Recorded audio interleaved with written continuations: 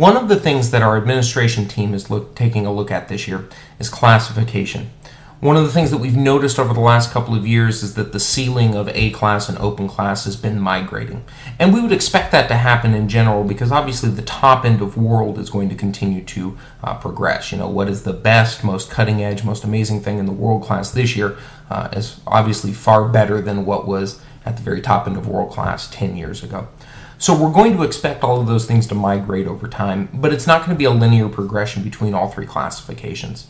And in a future video clip, I want to explain what I mean by linear progression between all of those. But for today, what I want to say is that as world class grows, the ceiling of A and open won't necessarily grow at the same rate. You would expect it to grow 2/3 of the speed and only 1/3 of the speed, respectively.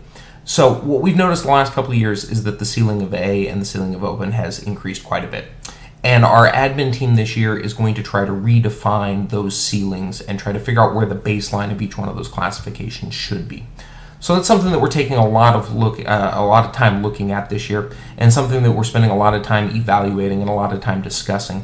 And that takes place at each regional, and it also takes place in between the regionals as we review clips of different groups and kind of compare this group in this region to this group in this other region to try to establish a baseline for all of these. I want to talk a little bit about that process with you today and also talk a little bit about our tiered system. And this video clip is going to serve as part one of what's going to be an ongoing series about classifications. And I want to really get into this and discuss a lot of details with everybody and maybe even answer some questions that you might have about the process. But today we'll use this first part as a bit of an overview, and I want to share with you right off the bat that this is an area of emphasis for our activity this year, and something that we want to get right and want to serve to set us up for the next couple of years of educational growth and development. The first thing we should talk about is the tiered system. Everybody's already going to be at least a little bit familiar with this, and in a future video clip I'd like to break it down in great detail, but for today let's just say that the A class in general represents basic skills, the open class will represent intermediate skills, and the world class will represent advanced skills. And when we talk about those skills, each one of those classifications is going to represent a different skill set, which is a term you hear in this activity quite a bit. That skill set refers to quite a few things. The skill set refers to both the performance qualities and abilities of the performers that are charged with bringing the show to life, and it also relates to the compositional qualities and the things that have been designed for those performers to accomplish. And it's really the marriage of those two things that determines an ultimate skill set. Yes, it's both what you're playing and how you're playing it. Within each one of those skill sets, there's a huge range of abilities, because as a group starts off at the beginning of the season, obviously things are new, a lot of growth and development is still taking place, and by the end of the season you would expect those programs to then be refined. That'll all still be within one skill set. Most groups will start off a season being, within an intermediate paradigm, and by the end of the season we'll still be in an intermediate paradigm, but we'll have made a lot of growth and progress within that paradigm over the course of the season.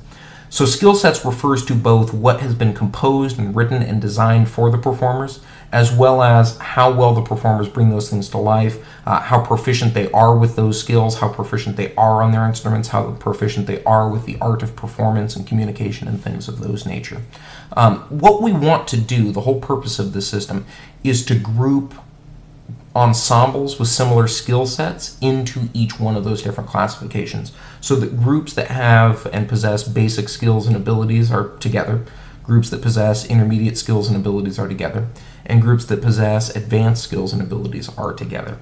There's kind of a common misconception out there about the grouping of these ensembles that hopefully I can alleviate in a minute. We'll get back to that in just a second. So the first thing I want you to understand is the tiered system and the philosophy behind it. It's an educational model, and the idea being that you could take a group, you could take a collection of performers that has never participated in this activity before, bring them into the basic group, teach them basic skills, allow them to eventually maximize all of those basic skills, and bring all of them all the way to fruition to the point of almost perfection, and then by that point they would then be ready for intermediate skills.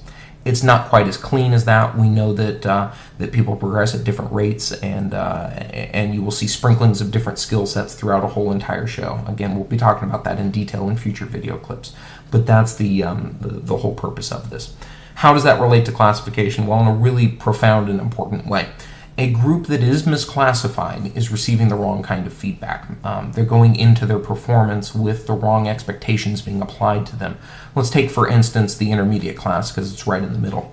A group competing in intermediate class, an open class with that intermediate set of expectations that is capable of world-class things, is exhibiting advanced skills on their instrument. They've got advanced vocabulary that they've been asked to do, advanced simultaneous responsibilities, advanced movement skills, or even just advanced proficiencies on that instrument. When we talk about sound production, they produce sound in a very advanced way. They look incredibly comfortable. Their presence on the floor is of an advanced nature. That group competing in an intermediate class is going to get very little constructive feedback, because the feedback that they're going to get is you have already met and are exceeding expectations for this class. If I'm an adjudicator on my particular sheet, I have very little to talk about because you don't apply yourself to this sheet so well. For that ensemble, the only appropriate place for them to be is in the world-class setting, because that's where there's going to be an advanced set of expectations that they're going to be graded against. That's where they're going to be able to compete against other ensembles that also have similar advanced skill sets.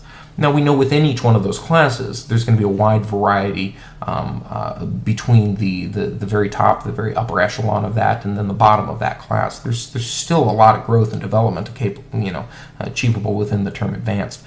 But that group really does need to be in that advanced classification, because the intermediate feedback is no longer relevant for them.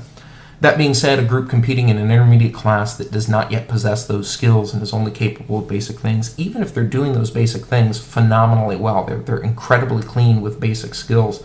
They march and they've got great presence in a very basic way with very basic layered responsibilities. They're also not going to get constructive feedback, because the expectation that they're going to be held to is that of intermediate skills and intermediate abilities. And so they're really, the problem is we're stunting student growth and development, and also instructor growth and development, and designer growth and development when somebody's competing out of class. So one of the things we need to do, and one of the things we're addressing this year, is trying to resolve some of those misclassification issues that we see from time to time, and it exists all around the country.